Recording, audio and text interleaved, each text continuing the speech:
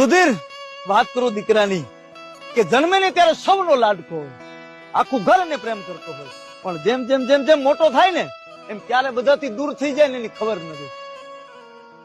સાહેબ, દીકરો ભણવા બેસે ત્યારથી લઈને સક્સેસ થાય ત્યાં સુધી દરેકોની ઈચ્છાને પૂરી કરતો વ્યક્તિ એટલે દીકરો.